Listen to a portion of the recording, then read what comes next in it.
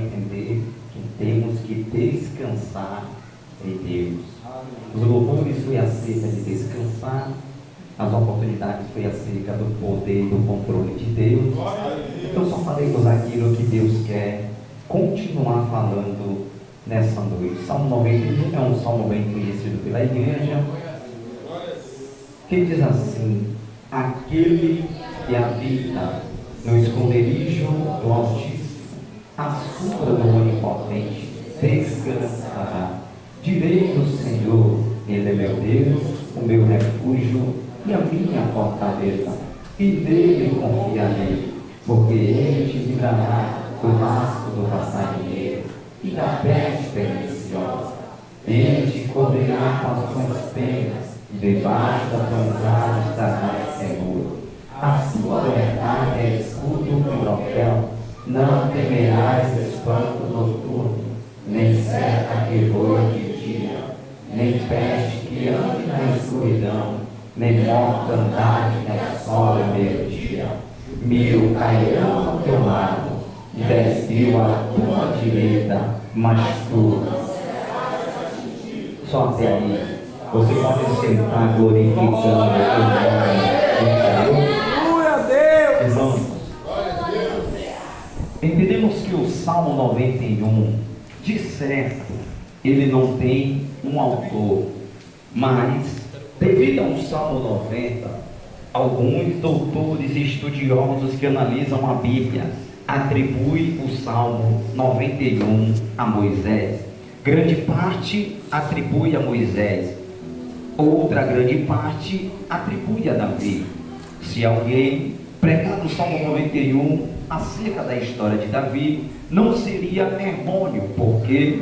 Porque o Salmo de certo não tem um autor como o livro de Hebreus.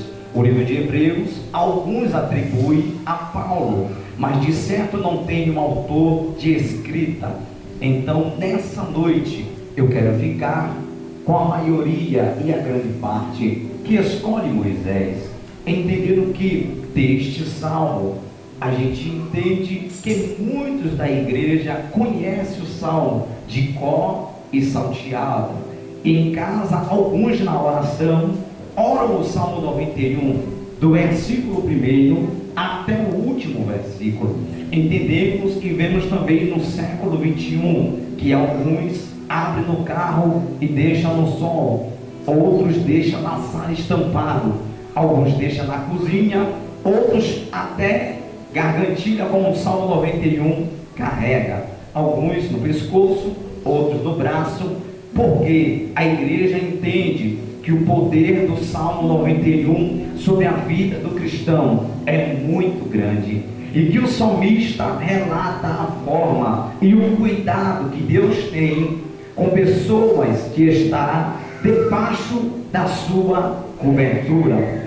Eu tirei do Salmo 91 alguns pontos, aonde o primeiro ponto é: Deus tem um esconderijo. Perceba que o salmista começa dizendo: aquele que habita no esconderijo do Altíssimo. Perceba que o salmista começa dizendo: aquele que habita. O salmista está separando uma qualidade de pessoa. Que qualidade é essa? Aquele que habita, porque vemos que alguns até visita, alguns até passeia, alguns até ouvem a palavra, mas não tem uma comunicação ou intimidade com Deus. Alguns só ouvem um salmo ou só recita, mas o salmista começa dizendo: ei, primeiro eu quero dizer para aquele que habita. O salmista está dizendo: ei, é uma qualidade de crente diferenciada, é uma qualidade de adorador diferenciado, é aquele que está passando por luta,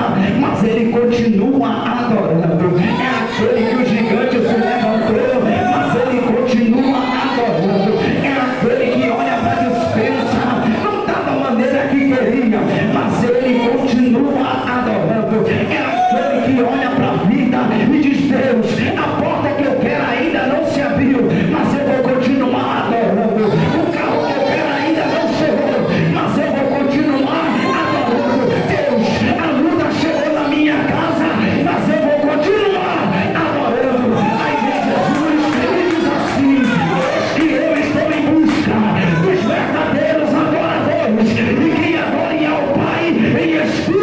ninguém vê. Oh, meu Deus, Jesus está dizendo, tem muitos aí que diz que agora, mas quando a luta chega, abandona. Nasceu, vai em busca dos verdadeiros adoradores, que adorem ao Pai em espírito e em verdade. Jesus está dizendo, ei, eu estou em busca, porque adorador tem muitos que cantam melhor do que você, tem muitos que pregam melhor do que você, tem muitos que têm até uma condição financeira melhor do que você, mas quando Jesus olha, ele não olha a condição financeira, ele não olha o carro do ano, ele olha e procura o verdadeiro, amando obrigado, se é verdadeiro adorador, ele está procurando. Jesus ficou em busca dos verdadeiros. Ele conhece. Ele sabe, ele conhece quem adora só pela bênção. Quem adora só quando a despensa está cheia. Quem adora só até o vento não chegar. Quem adora só até o gigante não se ler, sabe? Ele conhece o levita que só louva quando as coisas estão bem. O adorador que só adora quando as coisas estão bem. Mas Jesus está dizendo, eu estou em busca de uma qualidade de crente, que o cenário não muda a adoração, o cenário não muda o louvor, o cenário, oh meu Deus, ele está dizendo, é uma qualidade de crente que permanece firme, não importa o cenário que chegue na vida. O salmista está dizendo, aquele que habita. E habitar aqui que o salmista está dizendo, não é só passear ou visitar, é permanecer firme. Paulo certa feita pregando disse, permaneçam firmes e constantes, porque percebemos que o evangelho é uma constante e uma inconstante. Como é isso, pregador? Percebemos que no evangelho tem dias que está tranquilo, mas tem dias que o barco balança, tem dias que está tranquilo, mas tem dias que a tempestade chega. Mas Paulo está dizendo, ei, permaneça firme e constante. O barco está balançando, mas você está constante. O gigante se levantou, mas você está constante. Permaneça firme e constante. Perceba, o salmista está dizendo, aquele que habita no esconderijo do Altíssimo. Eu me lembro de Elias. Deus levanta Elias com um propósito. Em um dos cenários da vida de Israel, um período crítico, um período de inconstância de Israel, Deus tira Elias de Tisbe para profetizar. Elias vem para Israel e profetiza a palavra que Deus coloca na boca de Elias. Elias profetiza, mas palavra essa que agrada a alguns, mas não agrada a outros. Já foi louvado aqui, geração que chora em um quarto escuro, mas que sorri para os holofotes. Perceba, geração que só quer vitória, só quer porta aberta. Mas aqui Elias chegou e entregou a palavra que Deus mandou ele entregar. Acabe olhou para Elias e disse, Elias, não gostei da palavra, vou te matar. Jezabel olhou para Elias e disse, Elias, não gostei da pregação, vou te matar. Deus olhou para Elias e disse, Elias, venha para o Querite, porque no Querite eu vou te sustentar.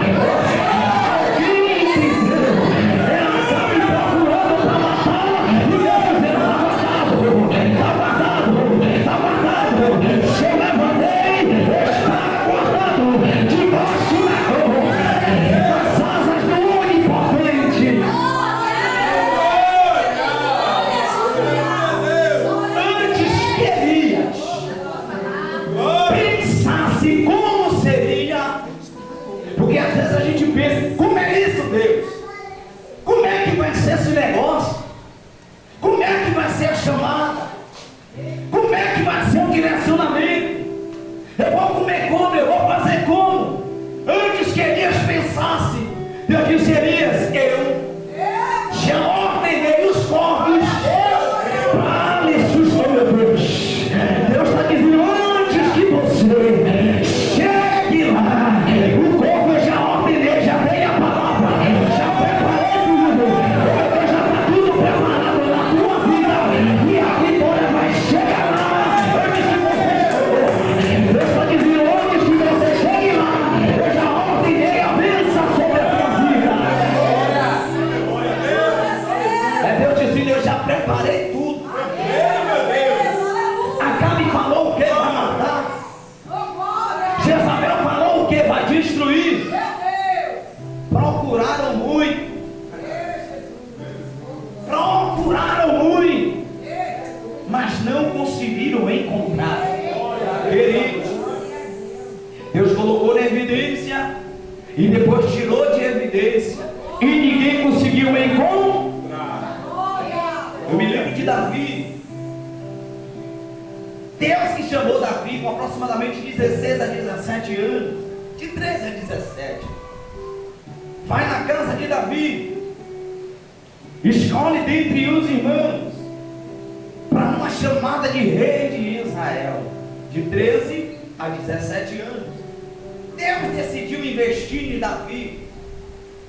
O gigante se levanta, Davi mata o gigante, até que um espírito maligno entra em Saul, e a comunicação é essa: vamos buscar alguém que toque o dedinho de harpa, que cante, mas não só que chegue e cante, que tenha o espírito.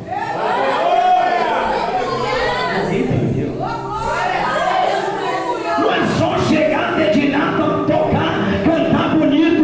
Ele está dizendo: é alguém que esteja uma vida separada, que esteja uma vida de intimidade. Quando pega o microfone, o Espírito Santo de Deus aqui na terra, que eu sou na terra, eu sou com ele, eu sou com ela, que tenha intimidade com Deus,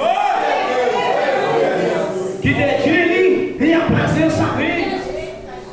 Aí alguém diz: conheço um. Quem é esse? Davi. Davi, sabe aonde Davi dedilhava e cantava? De trás da malhada. Ninguém vendo, só ele e Deus.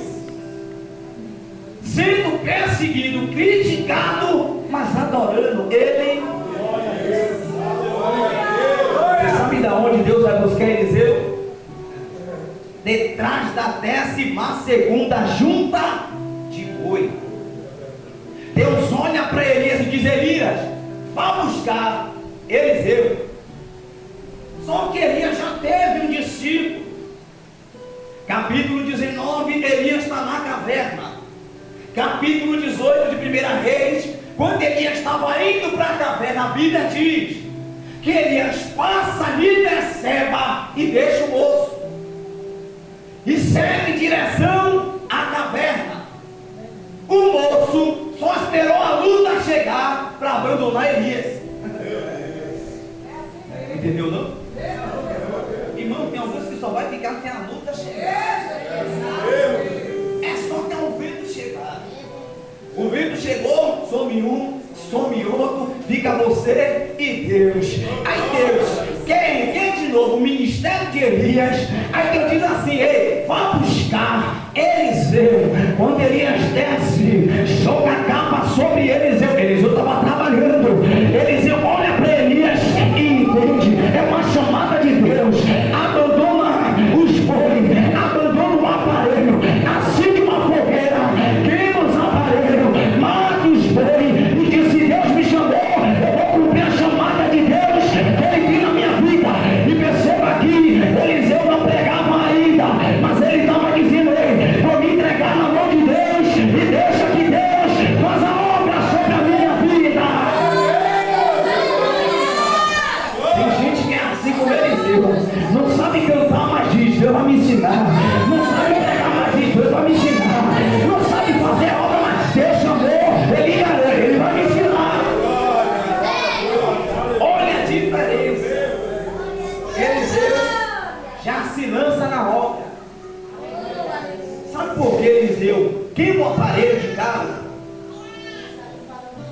Porque Eliseu estava dizendo: eu não volto mais,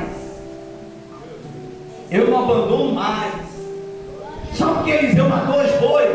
Porque Eliseu está dizendo: daqui para frente eu passo luta com ele, eu passo um vale com ele, eu passo uma dificuldade com ele, mas eu não volto atrás, eu continuo adorando. Aí Elias diz assim: Eliseu, se afaste de mim, porque Deus vai me tomar, Deus vai me levar. E a Bíblia diz que Eliseu era grudado em Elias. Para onde Elias ia, Eliseu estava atrás. Para onde Elias ia, Eliseu estava. Você já percebeu que quando Deus chama o negócio é diferente? Eliseu está dizendo: ei, Deus sabe de onde Ele me chamou e sabe por que Ele me chamou.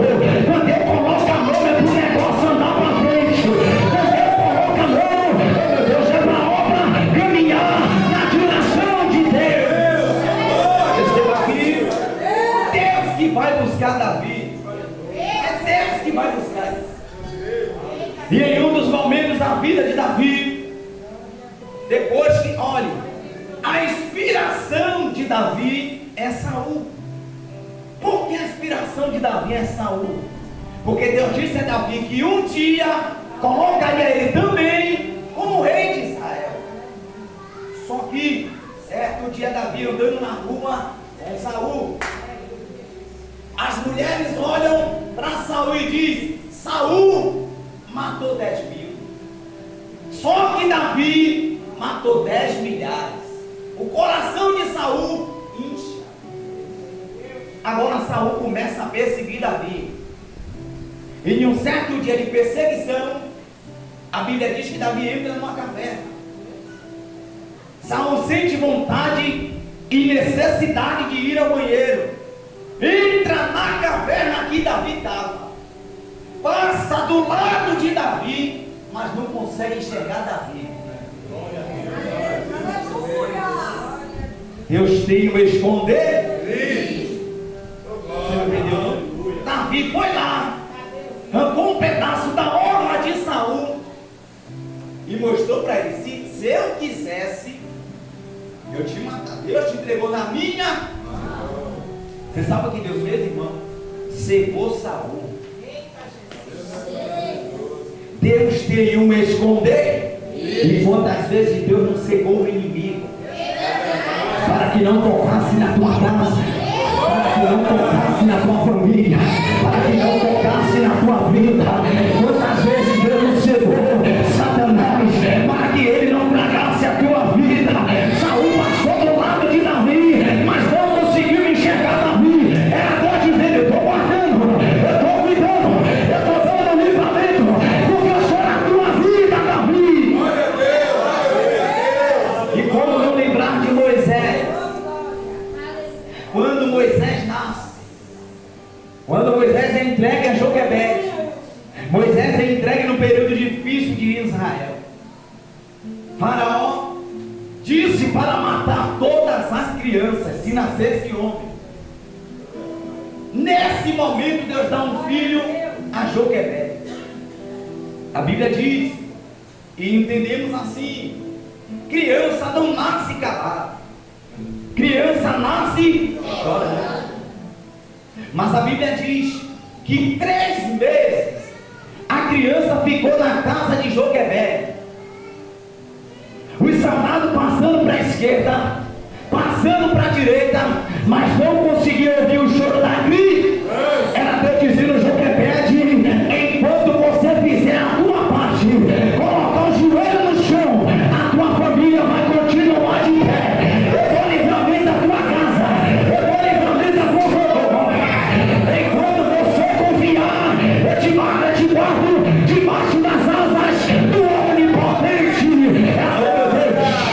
Deus tem um esconderijo para aquele que habita debaixo das asas do Onipotente. Glória a Deus. Glória a Deus. E olha que Faraó ainda faz um projeto maligno para destruir o povo de Israel. Quando o povo chega, aproximadamente de 70 a 77 pessoas entram no Egito. Só que a palavra que Deus tem sobre a vida de Abraão é que o povo vai multiplicar.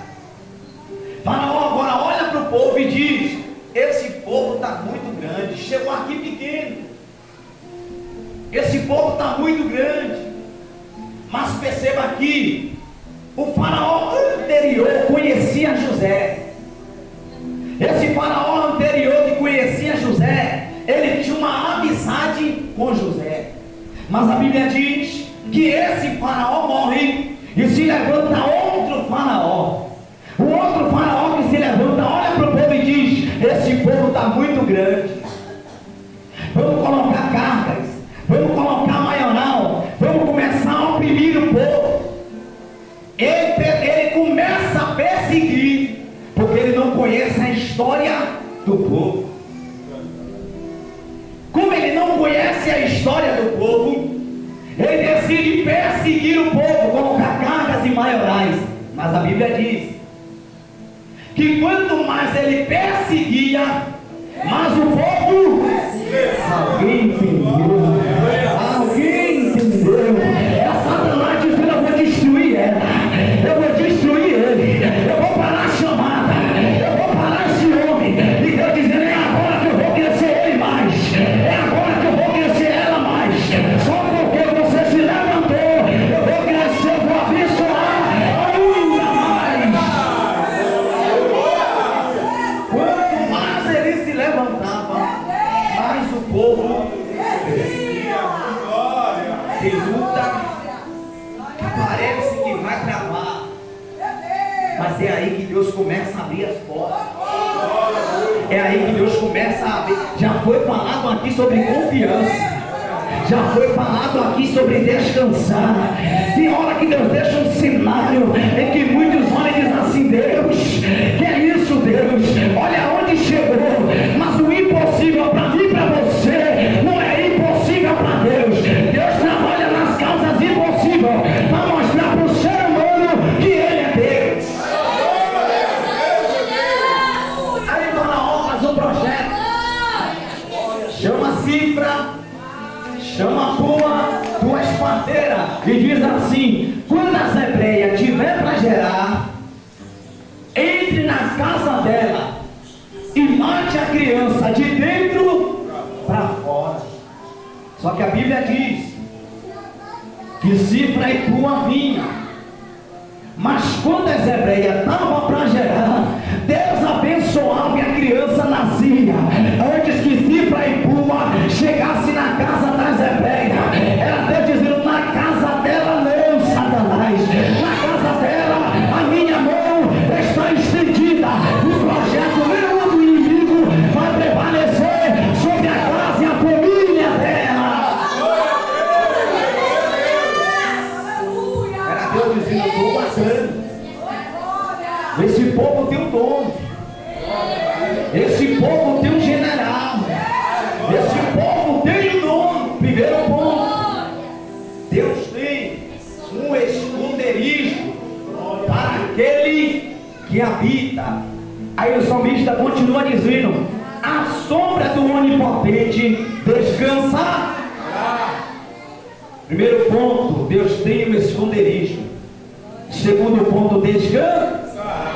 Vivemos em um tempo em que até dentro do povo de Deus, o povo não está conseguindo mais descansar. A ansiedade está imperando, a ansiedade está tomando conta de muita gente. Como é que vai ser o amanhã? Como é que Deus vai fazer? Como é que Deus vai abençoar? Como é que a provisão vai chegar? E o salmista está dizendo: ei, quem está na presença de Deus aprende a descansar. Eu me lembro de Jesus na tempestade ensinando os discípulos, o barco balançando. Jesus olha para os discípulos todos dispersos, todos aflitos. Jesus olha e diz: homem de pouca. Eu me lembro de Pedro, quando foi preso por Herodes. Pedro foi preso por Herodes, e o mesmo Herodes matou Tiago à espada. Herodes olha Pedro, você também vai morrer. Amanhã você vai morrer, Pedro. 4 quaternos de soldado, 16 soldados na igreja, porque a presença de Deus é aqui neste lugar. Pegue uma Bíblia, abra no livro de Salmos.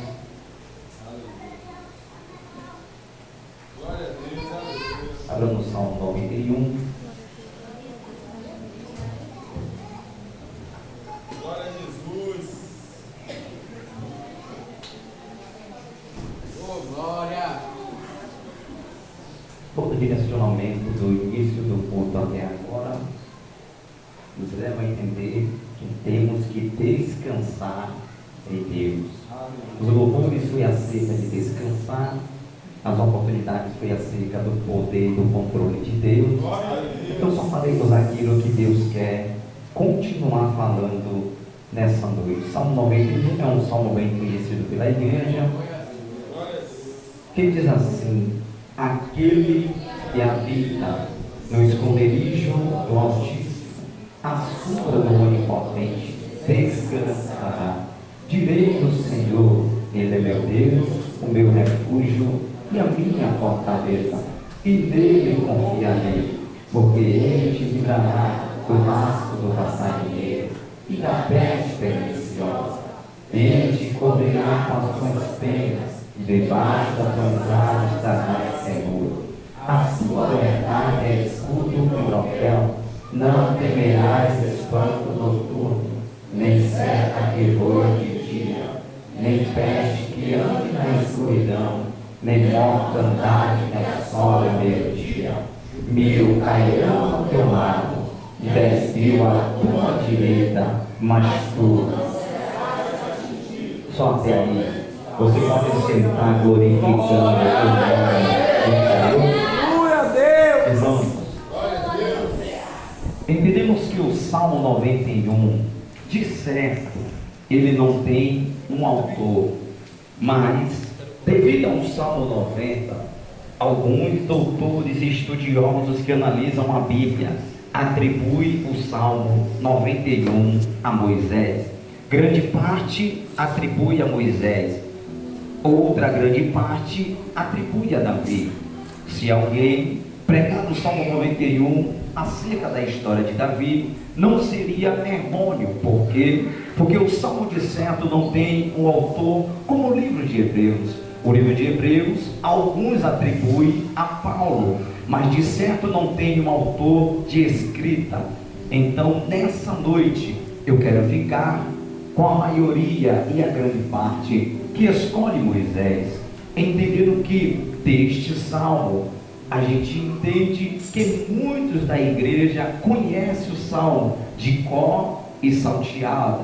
Em casa, alguns na oração oram o Salmo 91, do versículo 1 até o último versículo.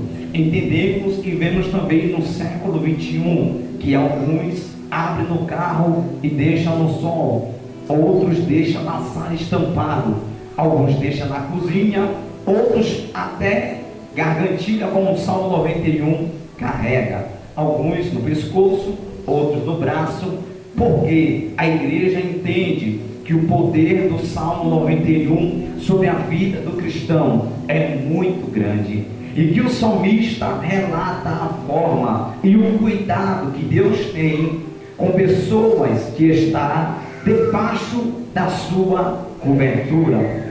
Eu tirei do Salmo 91 alguns pontos, aonde o primeiro ponto é: Deus tem um esconderijo. Perceba que o salmista começa dizendo: aquele que habita no esconderijo do Altíssimo. Perceba que o salmista começa dizendo: aquele que habita. O salmista está separando uma qualidade de pessoa. Que qualidade é essa?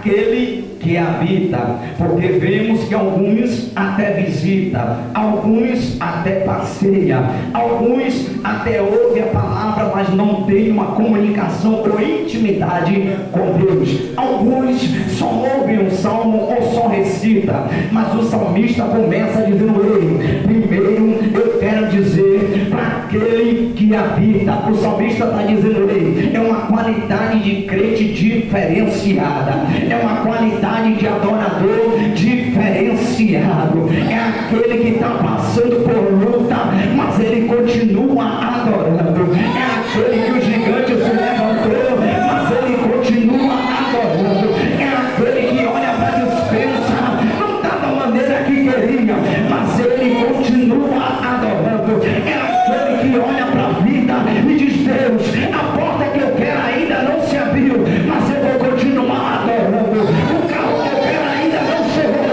mas eu vou continuar adorando. Deus, a luta chegou na minha casa, mas eu vou continuar adorando. Aí vem Jesus e diz assim: que eu estou em busca dos verdadeiros adoradores, e que adorem ao Pai em espírito e em verdade. Meu Deus, Jesus está dizendo: tem muitos aí que diz que adora, mas quando a luta chega, abandona. Mas eu vou em busca dos verdadeiros adoradores, que adorem ao Pai em espírito e em verdade. Jesus está dizendo: ei, eu estou em busca, porque adorador tem muitos que cantam melhor do que você, tem muitos que pregam melhor do que você, tem muitos que têm até uma condição financeira melhor do que você, mas quando Jesus olha, ele não olha a condição financeira, ele não olha o carro do ano, ele olha e procura o verdadeiro adorador. Se é verdadeiro adorador, ele está procurando.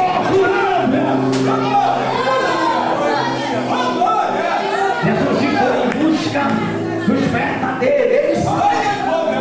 Ele conhece, ele sabe, ele conhece quem adora só pela bênção, quem adora só quando a dispensa está cheia, quem adora só até o vento não chegar, quem adora só até o gigante não se ler, sabe?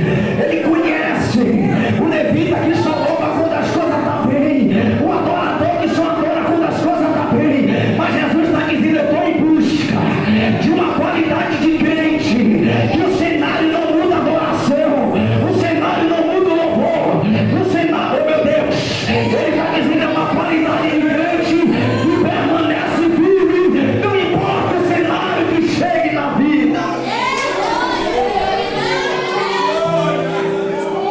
O salmista está dizendo: aquele que habita. E habitar aqui que o salmista está dizendo não é só passear ou visitar, é permanecer firme. Paulo, certa feita, pregando, disse: permaneçam firmes e constantes, porque percebemos que o evangelho é uma constante e uma inconstante. Como é isso, pregador? Percebemos que no evangelho tem dias que está tranquilo, mas tem dias que o barco balança, tem dias que está tranquilo, mas tem dias que a tempestade chega. Mas Paulo está dizendo: ei, permaneça firme e constante. O barco está balançando, mas você está constante. O gigante se levantou, mas você está constante. Permaneça firme e constante. Perceba, o salmista está dizendo: aquele que habita no esconderijo do Altíssimo. Eu me lembro de Elias. Deus levanta Elias com um propósito. Em um dos cenários da vida de Israel, um período crítico, um período de inconstância de Israel, Deus tira Elias de Tisbe para profetizar. Elias vem para Israel e profetiza a palavra que Deus coloca na boca de Elias. Elias profetiza. Mas palavra essa que agrada a alguns, mas não agrada a outros.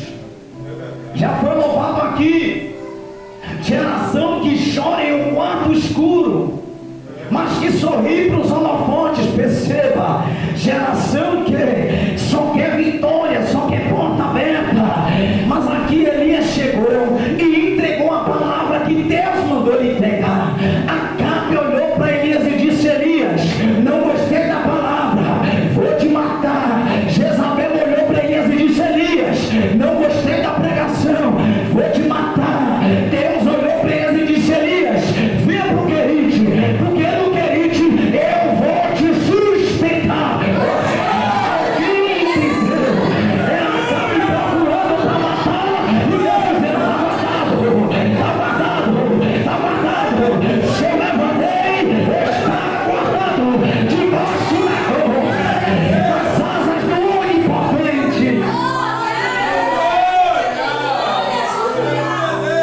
Antes que Elias pensasse como seria, porque às vezes a gente pensa: como é isso, Deus? Como é que vai ser esse negócio? Como é que vai ser a chamada? Como é que vai ser o direcionamento? Eu vou comer como? Eu vou fazer como? Antes que Elias pensasse, Deus disse: Elias, eu já ordenei os corvos para lhe sustentar. Meu Deus, Deus está dizendo: antes que você chegue lá, o corvo eu já ordenei, já dei a palavra, já preparei tudo. Já está tudo preparado na tua vida, e a vitória vai chegar lá antes que você chegue. Deus está dizendo: antes que você chegue lá, eu já ordenei a bênção sobre a tua vida. É Deus dizendo: eu já preparei tudo. Acabe falou o que vai matar. Jezabel falou o que vai destruir. Procuraram muito. Procuraram muito, mas não conseguiram encontrar. Queridos, Deus colocou na evidência e depois tirou de evidência, e ninguém conseguiu encontrar. Eu me lembro de Davi. Deus que chamou Davi com aproximadamente 16 a 17 anos, de 13 a 17, vai na casa de Davi, escolhe dentre os irmãos para uma chamada de rei de Israel, de 13 a 17 anos.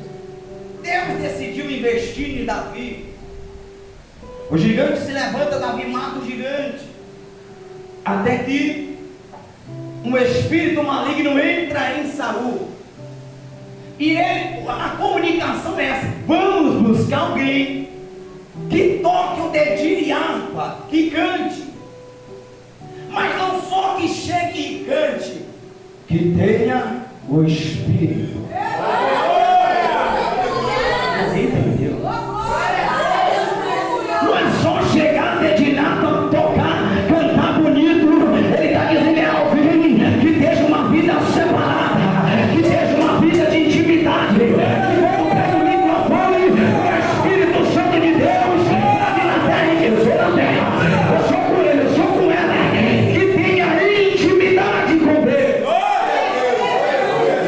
que dedique e a presença dele. Aí alguém diz: conheço um. Quem é esse? Davi. Davi, sabe aonde Davi dedilhava e cantava? De trás da malhada. Ninguém vendo, só ele e Deus. Sendo perseguido, criticado, mas adorando ele. Você sabe de onde Deus vai buscar Eliseu? Detrás da 12ª junta de boi. Deus olha para Elias e diz: Elias, vá buscar Eliseu. Só que Elias já teve um discípulo. Capítulo 19, Elias está na caverna. Capítulo 18 de 1 Reis, quando Elias estava indo para a caverna, a Bíblia diz que Elias passa ali Beceba e deixa o moço. e segue em direção à caverna. O moço só esperou a luta chegar para abandonar Elias. Entendeu não? Irmão, tem alguns que só vai ficar até a luta chegar. É só até o vento chegar. O vento chegou, some um, some outro, fica você e Deus. Aí Deus, quem de novo? O ministério de Elias. Aí Deus diz assim: ei, vá buscar Eliseu. Quando Elias desce, joga a capa sobre Eliseu. Eliseu estava trabalhando. Eliseu olha para Elias e entende. É uma chamada de Deus. Abandona os bois, abandona o aparelho, acende uma fogueira, queima os aparelhos, mata os bois e diz: se Deus me chamou, eu vou cumprir a chamada de Deus que Ele tem na minha vida. E perceba que Eliseu não pregava ainda, mas ele estava dizendo: ei, vou me entregar na mão de Deus e deixa que Deus faz a obra sobre a minha vida. Tem gente que é assim como Eliseu, não sabe cantar, mas diz: Deus vai me ensinar. Não sabe pregar, mas diz: Deus vai me ensinar. Não sabe fazer a obra, mas Deus chamou, Ele vai me ensinar.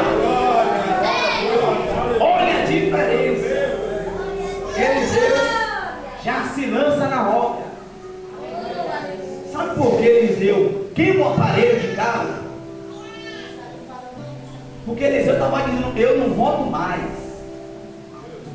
eu não abandono mais. Sabe por que Eliseu matou os bois? Porque Eliseu está dizendo: daqui para frente eu passo luta com ele, eu passo um vale com ele, eu passo uma dificuldade com ele, mas eu não volto atrás, eu continuo adorando. Aí Elias diz assim: Eliseu, se afaste de mim, porque Deus vai me tomar, Deus vai me levar. E a Bíblia diz que Eliseu era grudado em Elias. Para onde Elias ia, Eliseu estava atrás.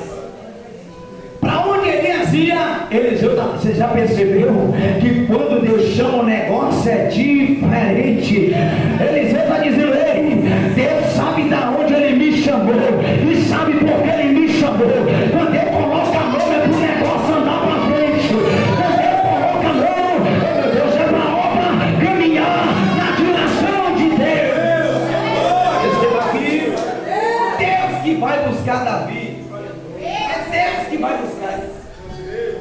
E em um dos momentos da vida de Davi, depois que, olhe, a inspiração de Davi é Saul. Por que a inspiração de Davi é Saul? Porque Deus disse a Davi que um dia colocaria ele também como rei de Israel. Só que certo dia Davi andando na rua com Saul, as mulheres olham para Saul e dizem: Saul matou 10 mil. Só que Davi matou 10 milhares. O coração de Saul incha. Agora Saul começa a perseguir Davi.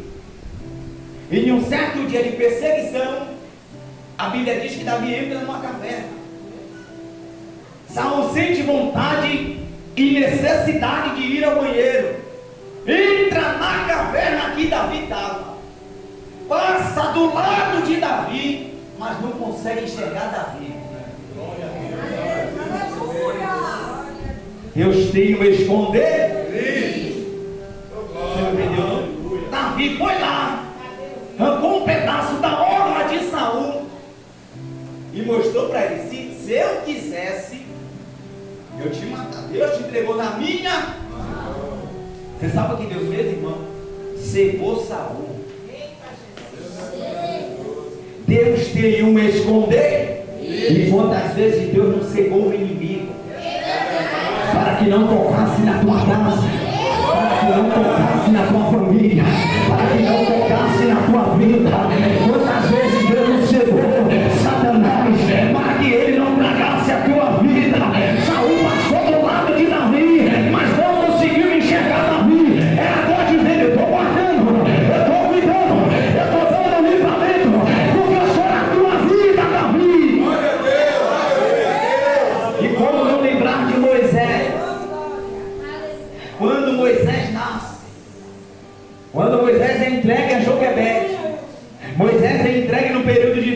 de Israel. Faraó disse para matar todas as crianças, se nascesse homem.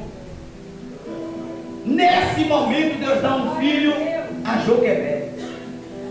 A Bíblia diz, e entendemos assim: criança não nasce calada, criança nasce chorando.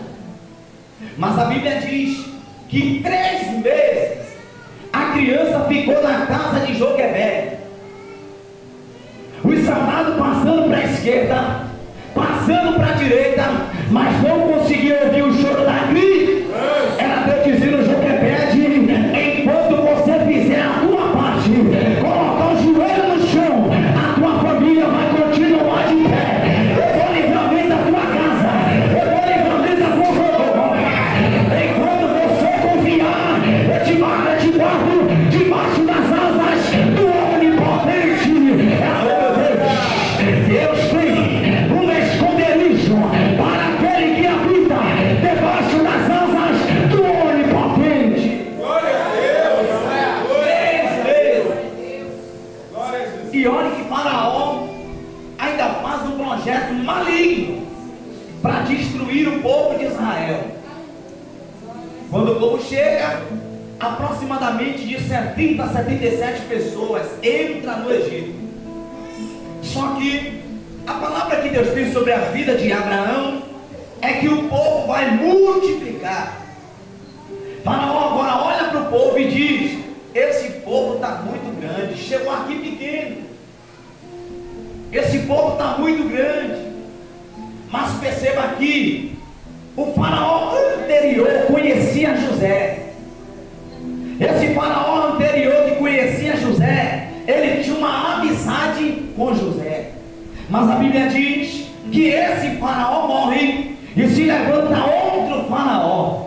O outro faraó que se levanta olha para o povo e diz: esse povo está muito grande, vamos colocar cargas, vamos colocar maioral, vamos começar a oprimir o povo. Ele começa a perseguir, porque ele não conhece a história do povo. Como ele não conhece a história do povo, ele decide perseguir o povo, colocar cargas e maiorais. Mas a Bíblia diz que quanto mais ele perseguia, mais o povo... Alguém entendeu? Alguém entendeu? É Satanás dizendo: eu vou destruir ela, eu vou destruir ele, eu vou parar a chamada, eu vou parar esse homem. E Deus dizendo: é agora que eu vou crescer ele mais, é agora que eu vou crescer ela mais. Só porque você se levantou, eu vou crescer, eu vou abençoar ainda mais. Quanto mais ele se levantava, mais o povo crescia. Tem luta que parece que vai travar, mas é aí que Deus começa a abrir as portas. É aí que Deus começa a abrir. Já foi falado aqui sobre confiança, já foi falado aqui sobre descansar. Tem hora que Deus deixa um cenário em que muitos olham e dizem assim: Deus, que é isso, Deus? Olha onde chegou. Mas o impossível para mim e para você não é impossível para Deus. Deus trabalha nas causas impossíveis para mostrar para o ser humano que Ele é Deus. Aí Faraó faz um projeto, chama Cifra, chama tua esparteira e diz assim: quando a hebreia tiver para gerar, entre na casa dela e mate a criança de dentro para fora. Só que a Bíblia diz que Cifra e Pua vinha, mas quando a hebreia estava para gerar, Deus abençoava e a criança nascia antes que Cifra e Pua chegasse na casa das hebreias. Era Deus dizendo: na casa dela não, Satanás, na casa dela a minha mão está estendida. O projeto meu do inimigo vai prevalecer sobre a casa e a família dela. Era Deus dizendo: eu estou passando. Esse povo tem um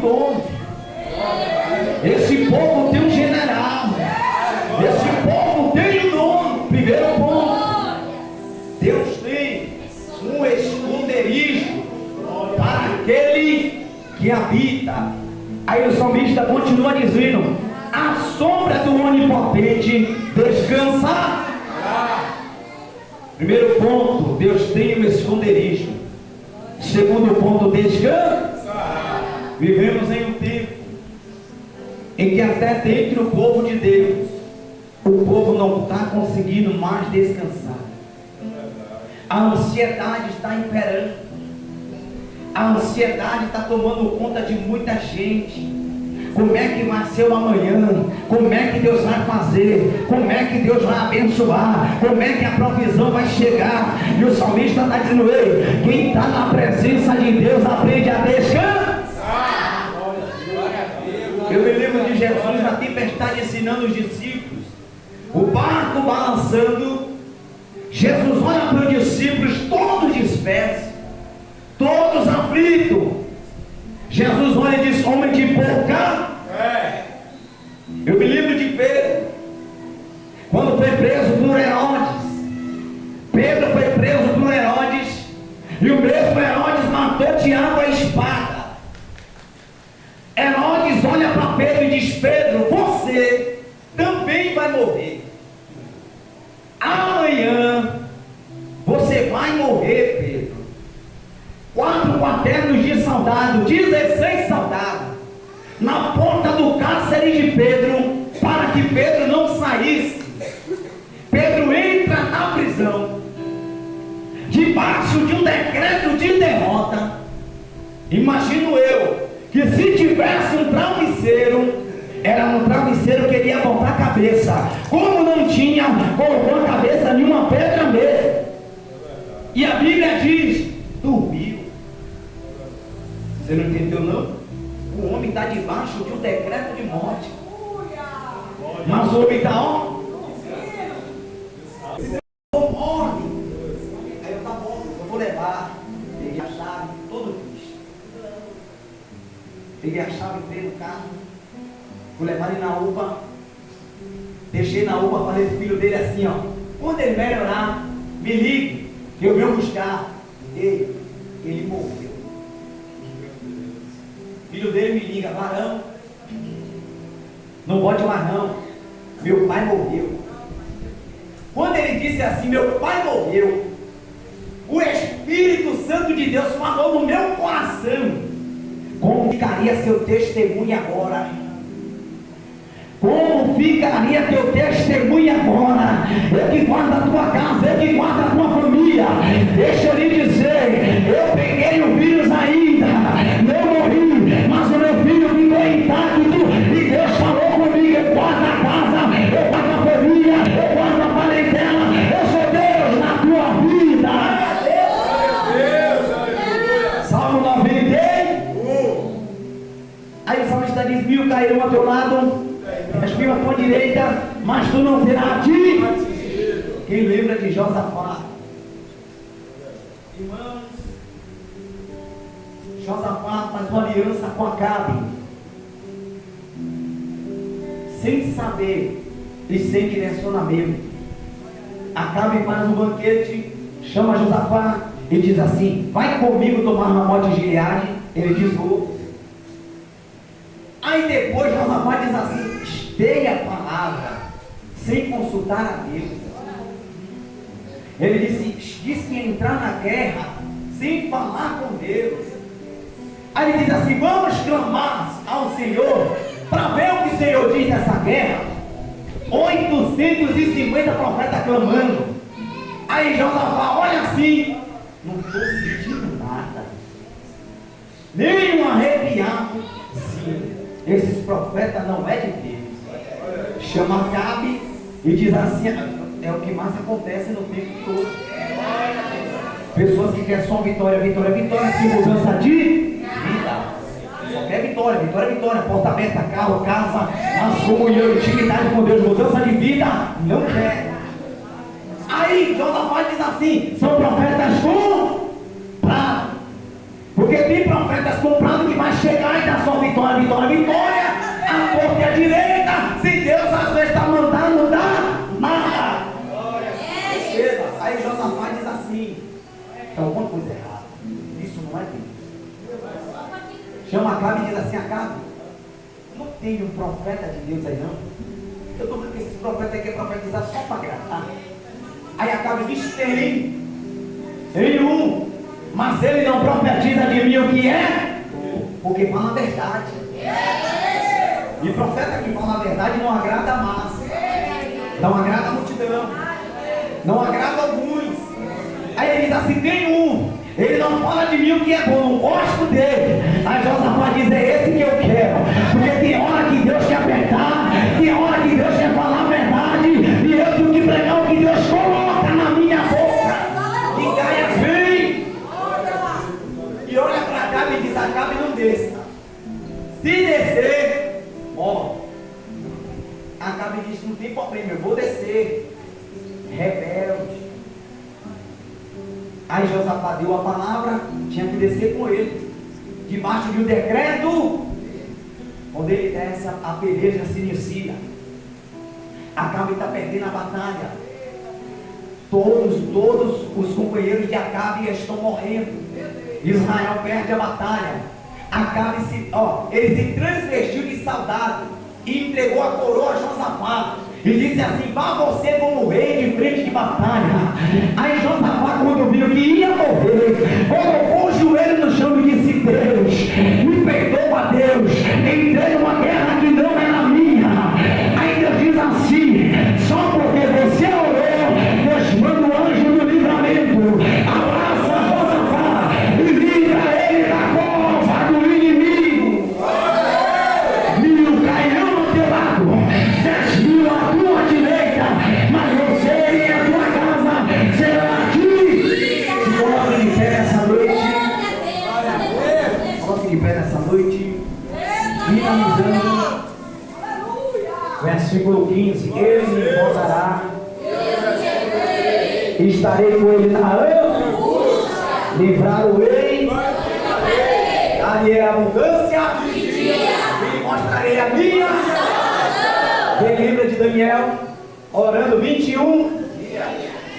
Só que o inimigo tentou travar a vitória de Daniel.